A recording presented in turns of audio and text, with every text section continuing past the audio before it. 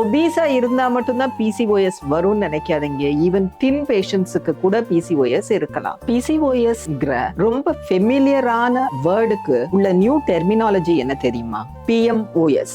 எதனால இந்த சேஞ்சஸ் அப்படின்னு சொன்னா, பிசிஓஎஸ் ஓட எக்ஸ்பான்ஷன் பாலிசிஸ்டிக் ஓவேரியன் சிண்ட்ரோம்.